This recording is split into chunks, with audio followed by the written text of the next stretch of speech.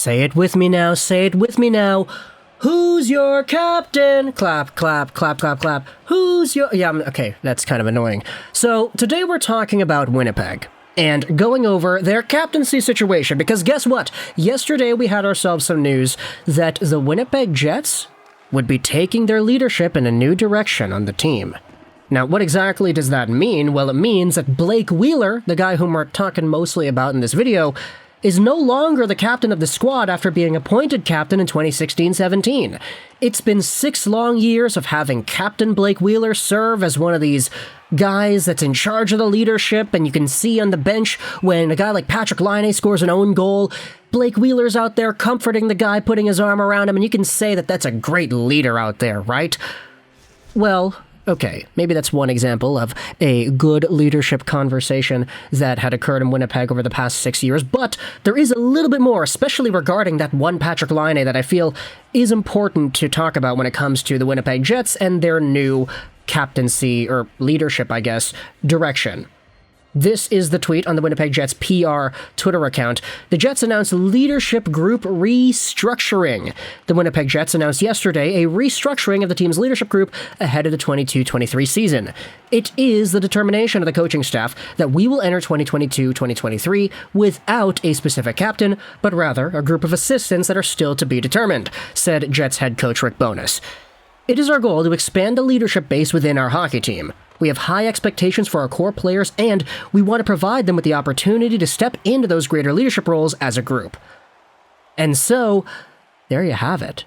It's Blake Wheeler. In fact, it says at the bottom here, Jets head coach Rick Bowness and forward Blake Wheeler will be available to the media at 12 p.m. at Bell MTS Iceplex.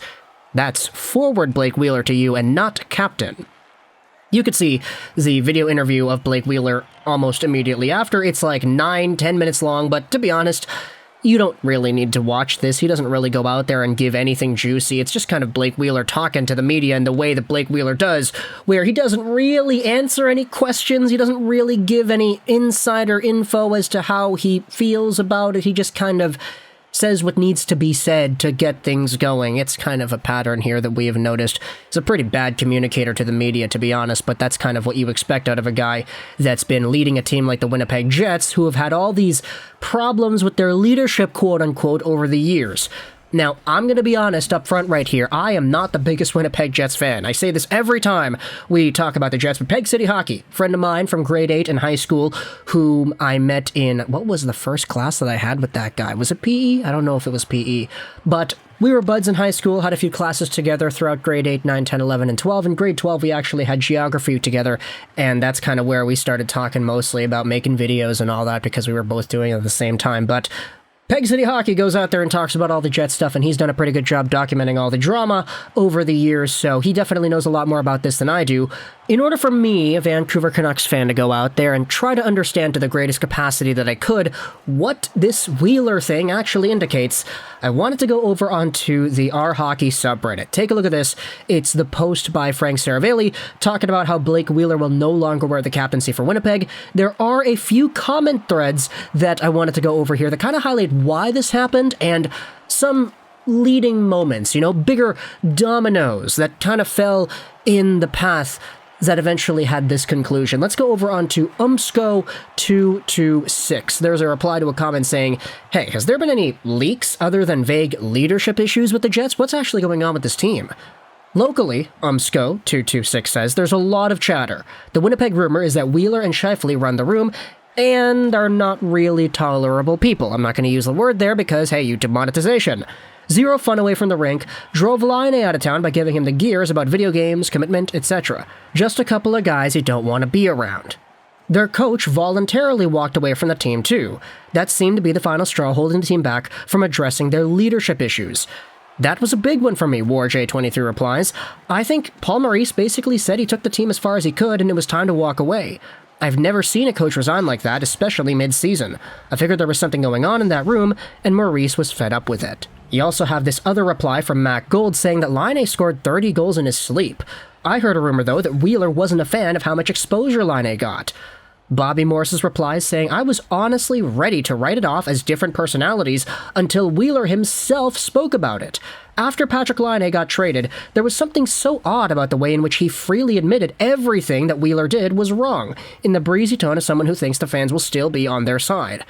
Now, Patrik Laine is an interesting name in this conversation. We talked about the clip making its way around the hockey media world a few years ago when Laine, as a member of the Jets, scored an own goal and Blake Wheeler was comforting the guy on the bench. Oh, look at that. Wheeler is such a good leader. He's so compassionate to Patrik Laine, who's a young, superstar caliber player in this league. Guess what? When Patrik Laine was sent over to Columbus and we had all the rumors coming about afterwards from Finnish sports outlets saying that Patrik Laine was essentially bullied out of Winnipeg, the guys at the front of that conversation were Blake Wheeler and Mark Scheifele. Now, I'm not going to go out there and confirm or deny anything. I'm just talking about what we were talking about back then.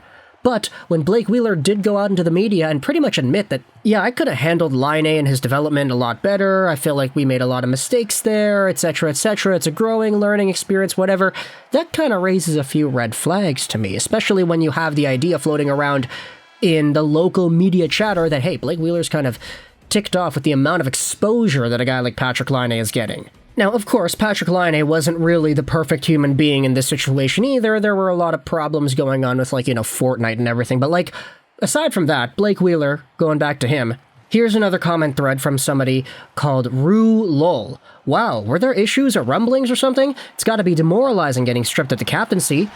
Marinho replies saying that there's been chatter about Wheeler and Scheifele creating a toxic environment there for a while. It really picked up during and after the drama of the Laine trade. I believe Wheeler even publicly admitted that he could have handled his relationship with Laine better. Bobby Morse replies, Laine must feel today like when you split from a terrible ex and people aren't sure whose side to take, and then your friend texts you one day to say, wow, I understand why you broke up with her. Furthermore, to end off the serious part of this conversation, here's a quote from a renowned Winnipeg journalist, Paul Wiechek, going over just some stuff from back in March. In 30 years of journalism, including the better part of a decade covering crime, some of the worst people I ever met were inside the Winnipeg Jets dressing room. Now, he didn't expand on that, and there's no real specified part of the Winnipeg Jets, personalities, I guess, that are actually being discussed here. It's just a general comment that he made, but it had been revived and brought up once again because of this entire Jets captaincy debacle here. But at the end of the day, Rick Bowness is going out there and changing this leadership core up in a way that a lot of people, at least according to what I've seen on social media, feel like was overdue from the time Paul Maurice was around with the Jets. Scheifele and Wheeler running the locker room, making things tough for the younger kids, making things more difficult to just have fun. I don't know. We'll see what exactly the leadership of the team looks like as the season goes on, but at the end of the day, I wanted to end this video off with one more comment from the Reddit thread that I thought was really funny, that I do think kind of gives everybody a laugh. Cruel Ruin replied here to this entire thread, I can't believe Winnipeg is giving Pierre-Luc Dubois the captaincy in a last-ditch effort to entice him to stay. Because, yeah, of course, PLD, Montreal, you want to talk about that guy wanting to leave, go into the draft because he thinks he's going to get traded on that day? Yeah, just give him the captaincy. Let Blake Wheeler go out there and become the next version of Joe Thornton, where after the San Jose Sharks stripped him of the captaincy in, 2015 or whatever it was, they ran with several alternates, and when they were playing in Winnipeg, the crowd was going out there chanting, oh, who's your captain? Clap, clap, clap, clap, clap. Yeah, they're going to have to do that to their own team now. It's kind of funny how that works. Maybe the Sharks fan base can do something when Winnipeg visits San Jose sometime in the new year. I don't know, there's going to be a lot of opportunity to go out there and start bashing on that team. But either way, if you're a Winnipeg Jets fan, can you illuminate, please, just everything else that had gone on that led up to this point? I highlighted a few things that I saw in the Reddit comments that I thought were interesting enough to talk about, but at the end of the day, I'm not as educated about the Jets as my buddy Jake is, so if anybody wants to go out there and give us a little history lesson in the comments section, then please go ahead and be my guest. We've made a ton of videos in the past talking about Patrik Laine and Dubois and the trades and everything, and we actually talked about as well Scheifele and his leadership, and there were a few videos we made about Wheeler as well. I'm not really too sure, but I definitely do think that I have a PSD file of him from a thumbnail that I made. I'm not sure. We might just have to make a new one if that's not the case. But either way, tell the comments your thoughts about the Winnipeg Jets, Blake Wheeler getting stripped of the captaincy, and what do you think this means for Peg City as they head towards the next few months? I hope you enjoyed this video, Juraj, and bye.